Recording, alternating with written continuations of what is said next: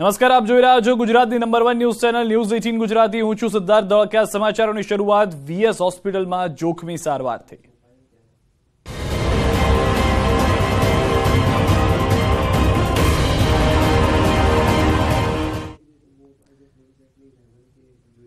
તો અમદાવાદથી આ સમાચાર। વીએસ હોસ્પિટલમાં વિપક્ષનો હોબાળો।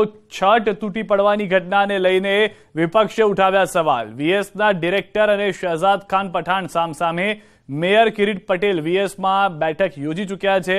હાલમાં જે છે જાણકારી તે પ્રમાણે છત તૂટી પડી હતી અને તેને લઈને આ વિવાદ શરૂ થયો છે। વીએસની અંદરના દ્રશ્યો છે કે જેની અંદર છત તૂટી પડવાને કારણે શહેજાદ ખાન પઠાણ વિપક્ષ નેતા અને ડોક્ટર સામસામે થઈ ગયા હતા, જેના દ્રશ્યો પણ આપ જોઈ રહ્યા છો। છત તૂટી પડવાની ઘટનાને લઈ વિપક્ષે ઉઠાવ્યા છે સવાલ।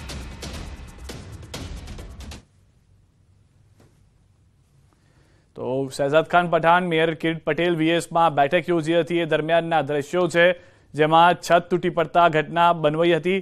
સ્થાનિક લોકો કે જેઓ વારંવાર સારવાર માટે આવતા હોય છે અને જ્યારે સારવાર ચાલી રહી હતી એ દરમિયાન આ ઘટના ઘટી હતી। વિપક્ષ નેતાએ કહ્યું છે શહેજાદ ખાન પઠાણે કે જે લોકો સારવાર કરવા માટે આવે છે તેઓ જ હોસ્પિટલમાં ઇજાગ્રસ્ત થઈને જશે તો તેના માટે જવાબદાર કોણ? મેયર કિરીટ પટેલ પણ ત્યાં ઉપસ્થિત જોવા મળી રહ્યા છે। વિપક્ષ નેતા શહેજાદ ખાન પઠાણ અને ડોક્ટર સાથેની રકઝકના આ દ્રશ્યો પણ આપ જોઈ રહ્યા છો। વીએસના ડિરેક્ટર અને શહેજાદ ખાન પઠાણ સામસામે આવી ગયા હતા અને તેઓએ આ મુદ્દાને લઈને ઉગ્ર ચર્ચા કરી હોવાનું પણ જાણવા મળી રહ્યું છે।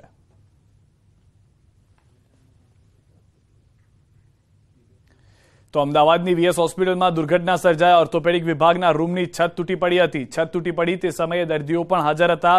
સદનસીબે કોઈ દર્દીને ઈજા નથી થઈ। છત ધરાશાયી થતા અનેક સવાલો ઉભા થયા। ઘટના બાદ મેયર કિરીટ પરમારે પણ સ્થળની મુલાકાત લીધી અને બેઠક પણ યોજી। તંત્રની ઢીલી નીતિને કારણે સતત જર્જરિત હોસ્પિટલમાં દર્દીઓ સારવાર લેવા મજબૂર બન્યા છે। જ્યારે છત આજે તૂટી પડી હતી તેને લઈને વિવાદ શરૂ થઈ ચૂક્યો છે। भारतीय जनता पार्टी 9,000 करोड़ रुपए के बजट अहमदाबाद शहर की जनता के समक्ष रखती है, लेकिन वीएस अस्पताल के रिनोवेशन के लिए उनके पास पैसे नहीं होते। અમદાવાદ મહાનગરપાલિકા મોટું બજેટ રજૂ કરે છે, લોકો કરવેરા ભરવા તૈયાર છે, પરંતુ પ્રાથમિક સુવિધા કે જેની અંદર ઉણપ જોવા મળી રહી છે। સુરક્ષા તો દૂરની વાત છે, પરંતુ જે સુવિધા આપવી જોઈએ આરોગ્યની તે પણ નથી આપવામાં આવી રહી।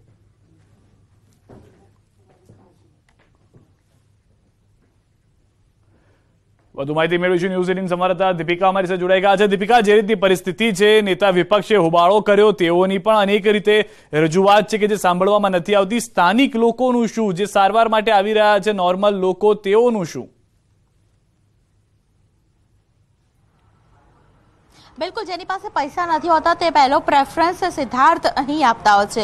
એવું કહેવામાં આવે છે કે વીએસ હોસ્પિટલ એટલે ગરીબોની હોસ્પિટલ, કોઈ પણ પ્રકારની સેવા જે લોકો મેળવતા હોય તો તે મફત મેળવવામાં આવે છે। અને ઘણા બધા કેસની અંદર એવું પણ બન્યું છે કે મફત સેવા એટલે કોઈ પણ પ્રકારની અગવડ વગરની સેવા હોવી જોઈએ, પરંતુ તેવું થતું નથી।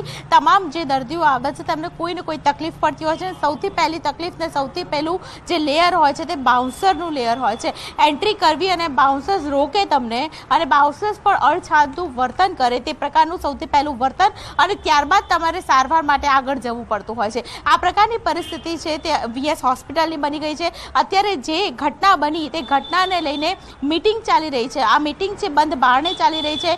મેયર કિરીટ પરમાર અને તેની સાથે વીએસ હોસ્પિટલના ડિરેક્ટર છે આ મીટિંગમાં જોડાયા છે। આ મીટિંગની સાથે સૌથી મહત્વની વાત બની જશે કે જે અડધો કલાક અત્યારે મીટિંગ ચાલી થઈ તેના પૂરા થઈ ચૂક્યા છે। અડધો કલાક બાદ હવે શું નિર્ણય વીએસ હોસ્પિટલ માટે લેવાય છે તે તો જોવું રહ્યું, પરંતુ આ મીટિંગ વચ્ચે ખાસ કરીને મેયર અને વિપક્ષના નેતા શહેજાદ પઠાણ તેમની વચ્ચે બોલાચાલી થઈ। વીએસના ડિરેક્ટર પણ વચ્ચે પડ્યા અને તેમની વચ્ચે પણ જે બોલાચાલી છે તે બોલાચાલીનો મામલો છે સામે આવ્યો છે। સૌથી મહત્વની વાત છે કે આ ઘટના બાદ વીએસ હોસ્પિટલ તેમાં ક્યાંક ને ક્યાંક સન્નાટો છવાઈ ગયો છે। હું કેમેરા પર્સન ખેંગા રાઠોડને બતાવીશ કે અહીં જે પ્રકારે સન્નાટો છવાઈ ગયો છે, ખાસ કરીને જે ઘટના બની તે ઘટના બાદ અહીં તમામ લોકો હતપ્રત થઈ ગયા છે, કારણ કે ઘટના જેટલી ગંભીર છે કે આ ગંભીર ઘટનાને ધ્યાન પર લેવા માટે જ્યારે તંત્ર પોતે તૈયાર ન હોય અને અચાનક જ જે 2:30 વાગે મીટિંગ ગોઠવવામાં આવી તો તે સૌથી મોટી મૂર્ખામી કહી શકાય, કારણ કે તંત્રની બેદરકારી બિલકુલથી જોવા મળી રહી છે। સમારકામ માટે બજેટ પાસ કરવામાં આવે છે, પરંતુ વીએસ હોસ્પિટલના ખાસ કરીને સમારકામ ન થયું હોય તેવું બિલકુલથી દેખાઈ રહ્યું છે. જે ફાઇલ છે એક્સક્લુઝિવ ફાઇલ તે ન્યૂઝ 18 ગુજરાતી પાસે એવી મળી છે કે જેમાં ખાસ કરીને ડિરેક્ટરને અને કોને ટેન્ડર આપવામાં આવ્યું છે. ખાસ કરીને કોને ટેન્ડર આપીને સમારકામની વાત છે તે તમામ એક ફાઇલ છે. ફાઇલ લઈને બેઠકમાં જે ચર્ચા છે તે ચર્ચા થઈ રહી છે. સાથે જ જે મેઇન ટ્રોમા સેન્ટર છે, ટ્રોમા સેન્ટરને પણ આપને બતાવીશ સિદ્ધાર્થ, કે કારણ કે ત્યાં હજુ પણ બાઉન્સર્સનો જમાવડો છે. જે પણ દર્દી અહીંથી પસાર થઈ રહ્યા હોય તો ત્યાં બાઉન્સર્સ છે તેમને ત્યાંથી જવા માટે ફરજ પાડવામાં આવે છે અને તે એન્ટ્રી ગેટ છે અને તે એન્ટ્રી ગેટ ઉપર સૌથી વધારે બાઉન્સર્સ ગોઠવી દેવામાં આવ્યા છે. મીટિંગ ચાલી રહી છે, અડધો પોણો કલાક વીતી ચૂક્યો છે અને હવે આ મીટિંગમાં શું થશે તે તો આગામી સમય બતાવશે. પરંતુ હાલની પરિસ્થિતિને જોતા જે દર્દીઓ માટે ખાસ કરીને સારવાર આપતી હોસ્પિટલ છે તેમાં અચાનક આવા પ્રકારની ઘટના બની તેને કારણે તમામ લોકો હતપ્રત થઈ ચૂક્યા છે. એટલે સવાલ અહીં એ છે કે જે દર્દી પોતાનું દર્દ લઈને આવતા હોય તે ખાસ કરીને વીએસ હોસ્પિટલની જે બિલ્ડિંગ છે તે બિલ્ડિંગને કારણે ડરી રહ્યો છે. સિદ્ધાર્થ.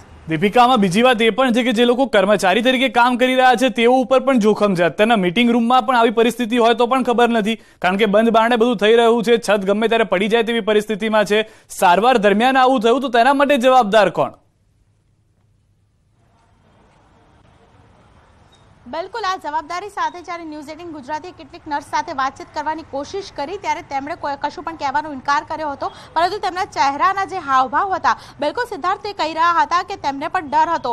ઓફ ધ રેકોર્ડ ઘણી બધી વાત શેર કરી છે. તે અંતર્ગત ખાસ કરીને જ્યારે અચાનક જે છત પડી તે છતને કારણે ગુંગળામણ થાય તેવી પરિસ્થિતિ ઊભી થઈ. કોઈ વસ્તુ પડે એકદમ ધરાશાયી થાય ત્યારે આખો રૂમ છે, આખો જે ડિપાર્ટમેન્ટ છે તેમાં ધૂળ ધૂળ થઈ ગઈ હતી. તે પ્રકારની પરિસ્થિતિ સર્જાઈ હતી. આ ઇમરજન્સી ટ્રોમા સેન્ટરમાં આપ જે ત્રીજો ફ્લોર જોઈ રહ્યા છો તે ત્રીજા ફ્લોર ઉપર આ ઘટના બની હતી અને આ ઘટનાને કારણે ખાસ કરીને જે સ્ટાફમાં કામ કરતા હતા તેમાં 10 જેટલી નર્સ લેડીઝ નર્સ હતી. તમામ જે નર્સ છે તેમને પણ ચિંતા થઈ ગઈ હતી. તેઓ પણ વિચારમાં પડી ગયા હતા કે અચાનક શું થયું અને જો એ ઘટના દરમિયાન તે રૂમમાં હોત તો શું થાત. આ સવાલ તેમને ચોક્કસથી સતાવતો હતો. પરંતુ નોકરીનો એક ભાગ છે એટલે તેઓ બોલી ન શકાય તે માટે તેમણે માત્ર ચહેરાના હાવભાવ કયા અને કેમેરો બંધ થઈ ગયો તે દરમિયાન તેમણે જે વાતચીત કરી તે વિચારતા કરી મૂકી દે તેવી વાતચીત હતી. સિદ્ધાર્થ. આભાર સમગ્ર માહિતી બદલ દીપિકા. તો જે રીતે હાલમાં દીપિકા પણ જણાવી રહ્યા છે, ન ફક્ત જે લોકો સારવાર માટે આવી રહ્યા છે તે સામાન્ય લોકો, પરંતુ જે કામ કરી રહ્યા છે કર્મચારીઓ પણ જીવના જોખમે કામ કરતા હોય તેવું લાગી રહ્યું છે.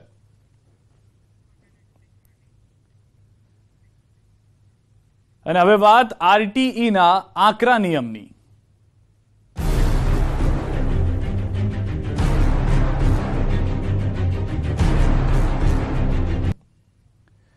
આજથી રાઇટ ટુ એજ્યુકેશન હેઠળ ઓનલાઈન ફોર્મ ભરવાની પ્રક્રિયાનો પ્રારંભ થયો છે. જો તમે તમારા બાળક માટે આરટીઈ હેઠળ ઓનલાઈન ફોર્મ ભરવા માંગો છો તો તમારા માટે આ મહત્વના સમાચાર છે. કારણ કે આ વખતથી આરટીઈ ઓનલાઈન ફોર્મ ભરતી વખતે આવકવેરા રિટર્ન પણ અપલોડ કરવાનું રહેશે.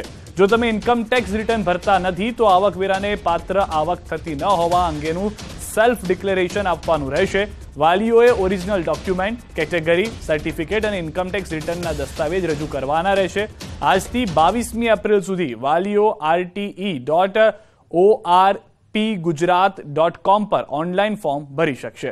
આ માટે અમદાવાદ ડીઈઓએ વાલીઓને તાકીદ કરી છે. તેમણે ટાંક્યું છે કે ખોટા ડોક્યુમેન્ટ રજૂ કરનાર વાલીઓ સામે કાર્યવાહી થશે. એટલું જ નહીં, ખોટા ડોક્યુમેન્ટ રજૂ કરનારનું ભવિષ્યમાં પ્રવેશ રદ થઈ શકે છે. ગરીબો જ પ્રવેશ મેળવે એ ધ્યાન આપવામાં આવશે એવું પણ તેમણે ઉમેર્યું. સાથે જ વાલીઓ 6 કિલોમીટર સુધીની તમામ શાળાઓ પસંદ કરે એ જરૂરી છે. અમદાવાદની 1350 શાળાઓમાં 11,500 વિદ્યાર્થીઓને પ્રવેશ મળશે, જ્યારે રાજ્યની 9,856 ખાનગી પ્રાથમિક શાળાની 82,509 બેઠક પર પ્રવેશ અપાશે. તાજેતરમાં આરટીઈ પ્રવેશની સત્તાવાર જાહેરાત કરાઈ હતી અને હવે 9 એપ્રિલ સુધી વાલીઓને દસ્તાવેજ એકત્ર કરવા માટે સમય આપવામાં આવ્યા બાદ આજથી પ્રવેશ માટે ઓનલાઈન ફોર્મ ભરવાની કાર્યવાહી શરૂ કરવામાં આવી છે. નવી શિક્ષણ નીતિ મુજબ ધોરણ 1માં પ્રવેશ મેળવનાર બાળકની ઉંમર 6 વર્ષ હોય તેવા વાલીઓ ફોર્મ ભરવાનું રહેશે.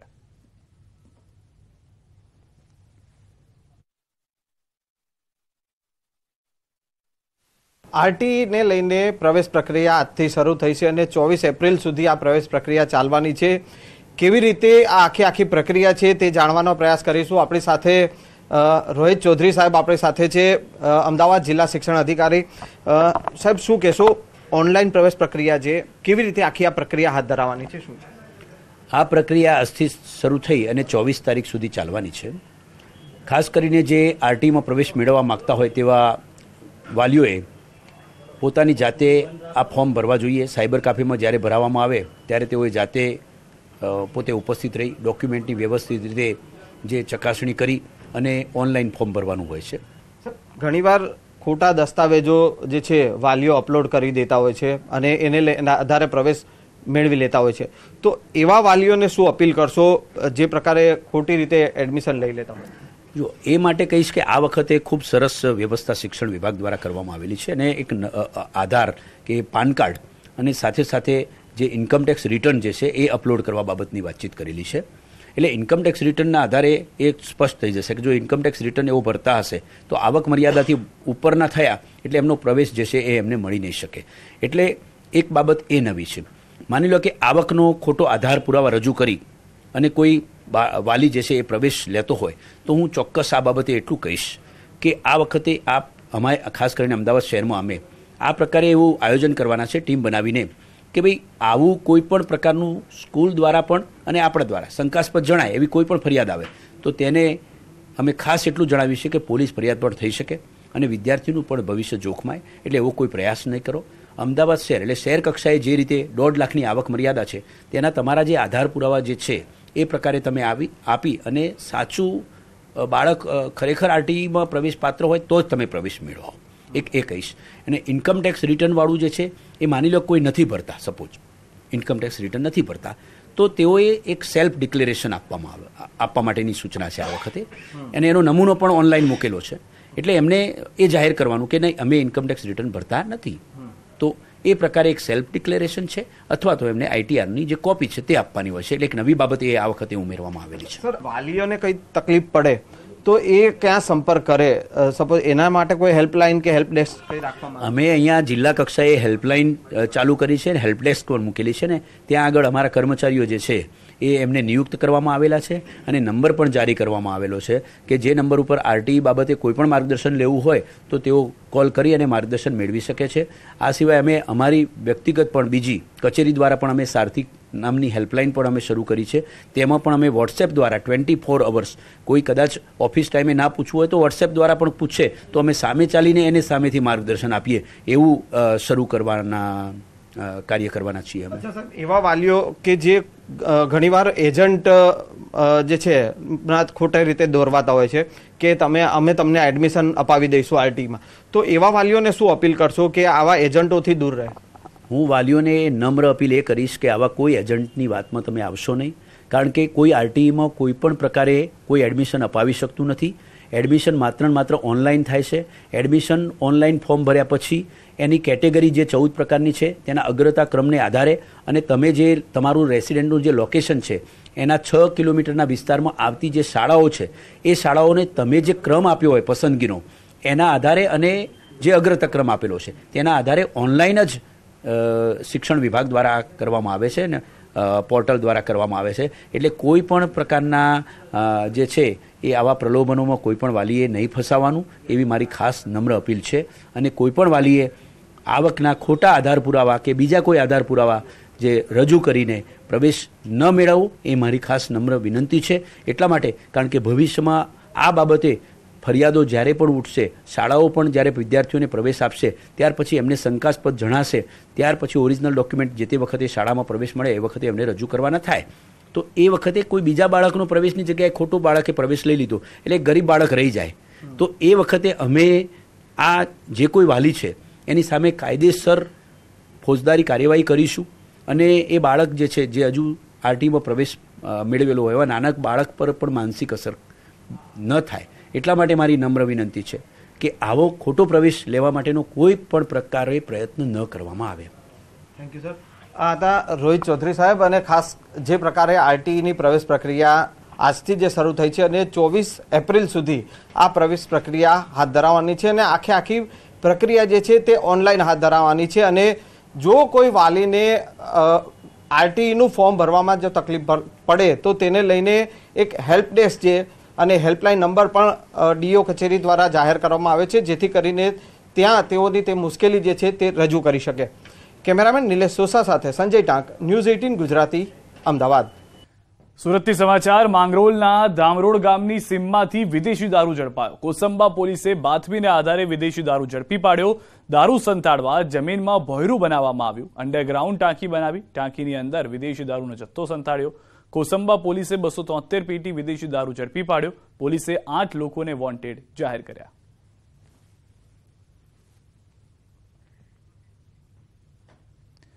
આજથી 3 દિવસ ગરમીનું યલો એલર્ટ। 43 ડિગ્રી સુધી પહોંચી શકે છે તાપમાન। અમદાવાદમાં 3 દિવસ યલો એલર્ટ। અમદાવાદમાં આજે 41 ડિગ્રીએ પહોંચ્યું તાપમાન। માવઠાની આગાહી વચ્ચે બેવડી ઋતુ। તો આજે 41 ડિગ્રીએ તાપમાન છે। લાંબા સમય બાદ ઉનાળાનો અહેસાસ રાજ્યના લોકો કરી રહ્યા છે। સતત માવઠાને કારણે માર્ચ મહિનામાં તેટલી ગરમી રહી નથી, પરંતુ એપ્રિલની 10 તારીખથી ગરમીએ જોર પકડ્યું હોય તેવું લાગી રહ્યું છે।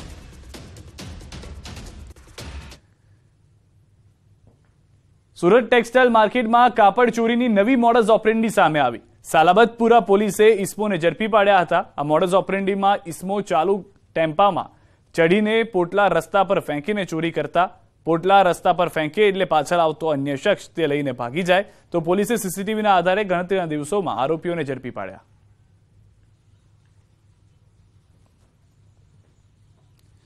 બનાસકાંઠાના ભીલડી પોલીસે પ્રતિબંધિત પોસ્ટ ડોડાના 2 કિલો 400 ગ્રામના જથ્થા સાથે એક બાઇક સવારને ઝડપી પાડ્યો છે। બાતમીના આધારે પોલીસે ડીસા ભીલડી હાઈવે પરથી પ્લાસ્ટિકની થેલીમાંથી નશાનો આ જથ્થો ઝડપ્યો। પોલીસે 62,000ના મુદ્દામાલ સાથે એક વ્યક્તિની અટકાયત કરી।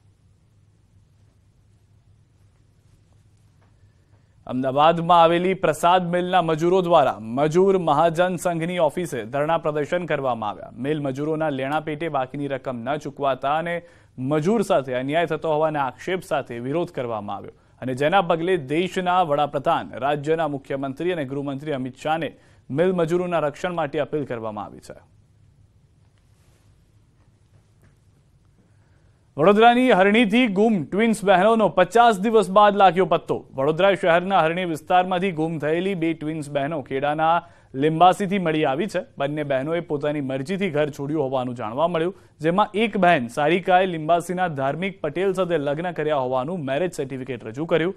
ક્રાઇમ બ્રાન્ચ દ્વારા ટ્વિન્સ બહેનોના પિતા અને બંને ભાઈઓ તથા પરિવારના અન્ય સદસ્યો સાથે બંને બહેનોને મળાવી વડોદરા ક્રાઇમ બ્રાન્ચ દ્વારા તમામના નિવેદન લઈ યુવતીઓની ઈચ્છા મુજબ લિંબાસી જવા દેવાઈ। બંને બહેનો મળી આવી છે। એમાંથી જે સારિકા છે એમણે ધાર્મિક પટેલ નામના એક વ્યક્તિ સાથે મેરેજ કરી લીધેલા છે અને જે બીજી બહેન છે પણ સ્વેચ્છાએ એમની બહેનની સાથે રહે છે। આજે બંને દીકરીઓને એમણે પરત લાવી અને એના પરિવાર સાથે પણ મેળવી છે। એમને ગુમ થવા માટેનું કારણ એના ઘરમાં થોડી તકલીફ હતી। એના પિતા તરફથી એની બીજી રીતે એને થોડો ત્રાસ હતો એવું એમના કહેવા મુજબ એમણે તેના નિવેદનમાં લખાવેલું છે। એક બહેને જે લગ્ન કરી લીધા છે એ એના સાસરામાં રહેવા માગે છે અને એના સાસરા પક્ષવાળા પણ એની બીજી બહેનને એટલે કે શીતલને રાખવા માગે છે।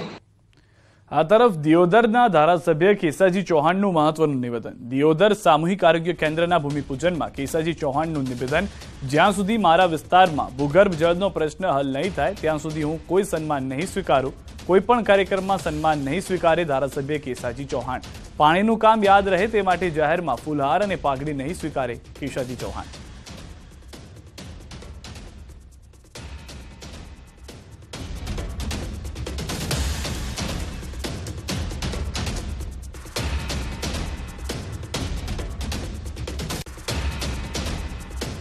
જ્યાં સુધી આ વિસ્તારની જનતાને આ ભૂગર્ભમાં જળ સિંચાઈના પાણી માટે આપણને ભગવાન માર્ગ ન દેખાડે ત્યાં સુધી મેં જાહેરમાં કોઈ ન ફુલાર સ્વીકારવાનો ન સાલ કે ન પાઘડી પહેરવાનો એક સંકલ્પ કર્યો છે। એટલે યાદ રહે કે આ કામ કરવાનું બાકી છે અને એ દિશામાં આપણે આગળ વધી રહ્યા છીએ।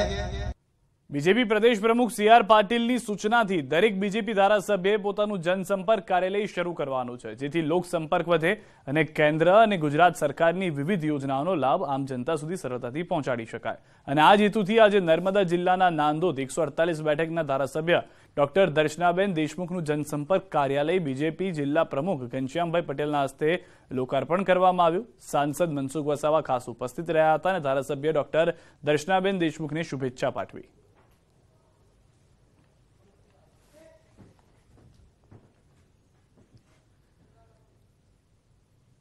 અને હવે વાત દેશભરમાં વધી રહેલા કોરોના કેસ સામે સરકારની ડ્રાઈવની.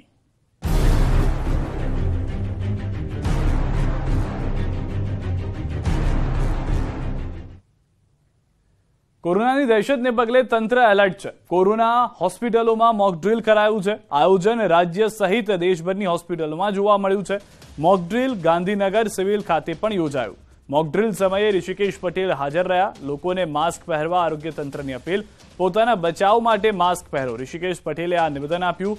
ભીડમાં જાઓ ત્યારે માસ્ક પહેરો. મોકડ્રીલમાં જે ક્ષતિ જણાશે તે દૂર કરાશે. વેન્ટિલેટર અને બેડ સહિતની વ્યવસ્થાની સમીક્ષા કરવામાં આવી છે.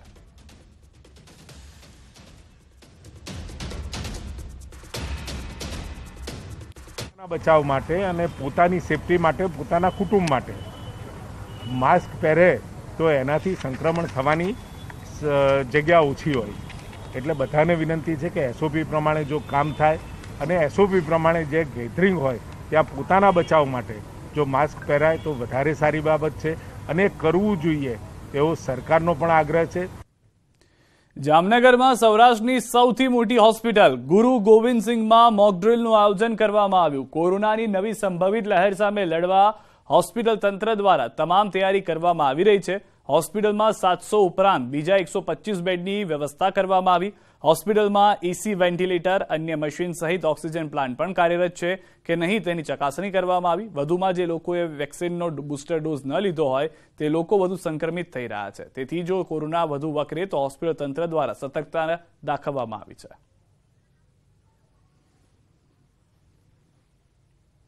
બીજી હોસ્પિટલના સુપ્રિન્ટેન્ડન્ટ ડોક્ટર તિવારી સાહેબ છે. સાહેબ, કયા પ્રકારની વ્યવસ્થા કરવામાં આવી છે? કારણ કે કોરોનાની નવી પીક પણ આવી રહી છે.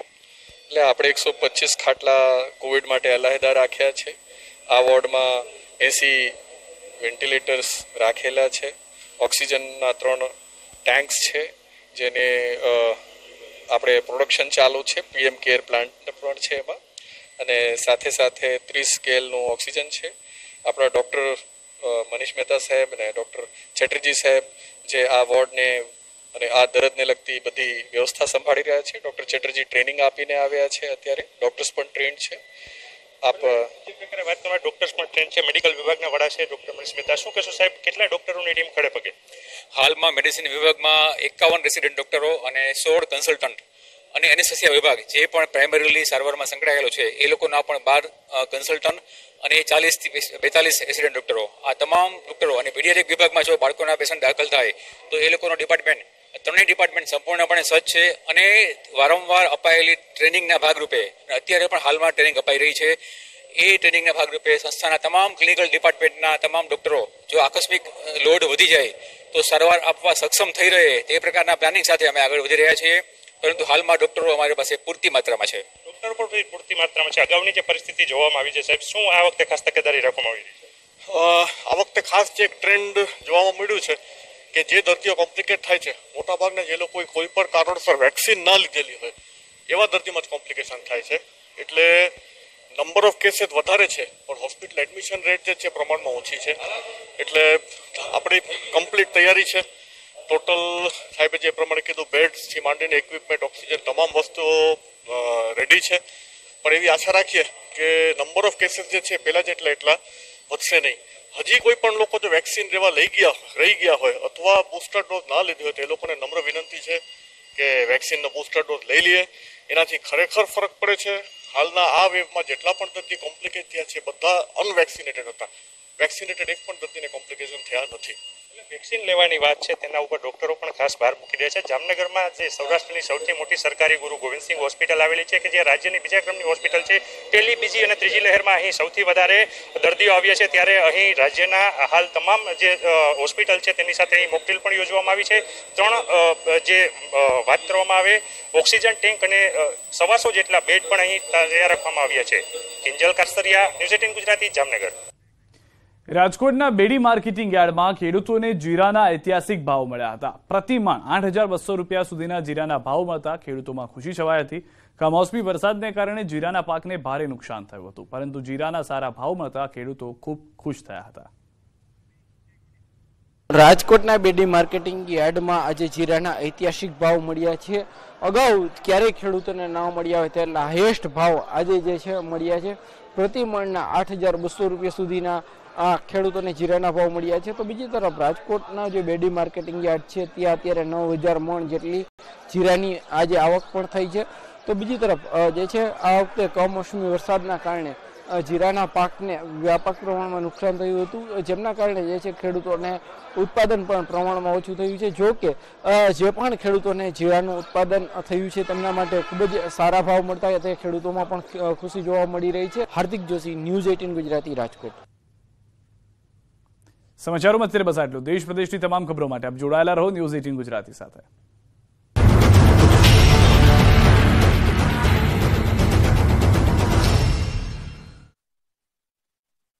સરોવરના આકાશ